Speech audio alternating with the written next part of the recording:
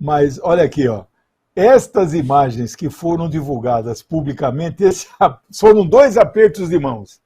Entre um aperto e outro, pelo que eu li no New York Times, durou 29 segundos. As imagens públicas, porque depois a reunião durou mais tempo, né? Você falou 2 horas, né?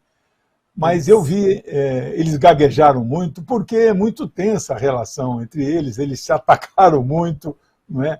A diferença de idade entre eles é 4 anos, né? O que o Trump acusava o Biden de senilidade, o Trump já dá sinais também de senilidade. Quem disse isso não sou eu, que não sou nem um pouco especialista nisso, é o Dr. Miguel Nicoleles, é um dos maiores especialistas em cérebro no Brasil, é um dos nossos poucos candidatos, olha lá a imprensa, um dos nossos, acabou a imagem, é 29 segundos, um dos nossos poucos candidatos a prêmio Nobel no Brasil. Se tiver alguma esperança em prêmio Nobel em ciência, é o Nicoleles, né? Em neurociência, né?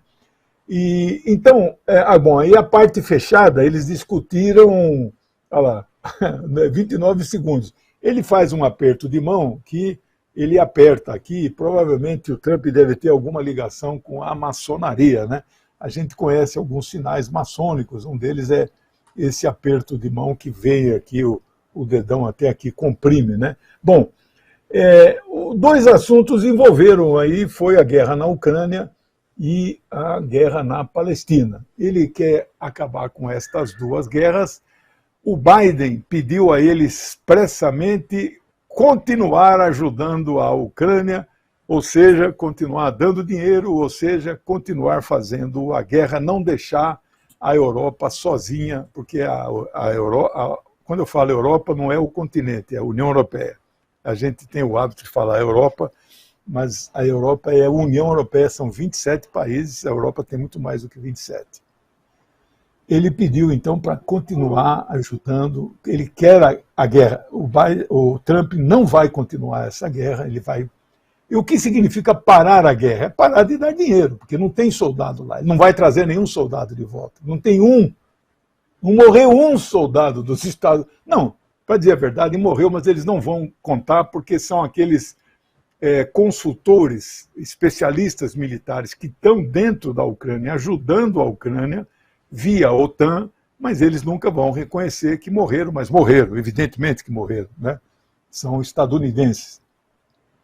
E sobre a guerra contra os palestinos, né, o genocídio palestino, o Biden pediu para o Trump não perder de vista, não se esquecer dos reféns que ainda continuam em poder, reféns que nós deveríamos falar o tempo todo prisioneiros de guerra, mas a gente também se acostuma a usar o termo que a mídia usa, né? O certo é prisioneiros de guerra, né? E se for falar reféns, os prisioneiros palestinos que Israel tem também são reféns, né?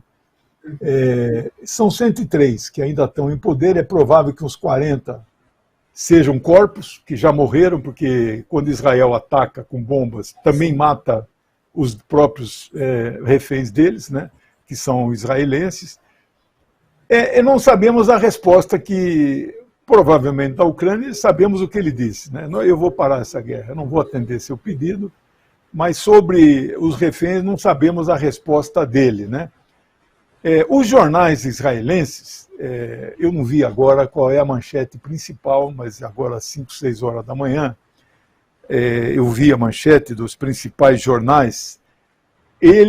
Como eles são sionistas, esses indicados do Trump, a manchete do principal jornal de Israel, que é o Haaretz, diz assim: talvez nem Netanyahu tivesse nomeado uma equipe tão sionista quanto o Donald Trump nomeou. Então veja a opinião de um jornal israelense. O Haaretz também é um jornal sionista. Em Israel não tem jornal que não seja sionista, mas é um sionismo, digamos assim, mais moderado.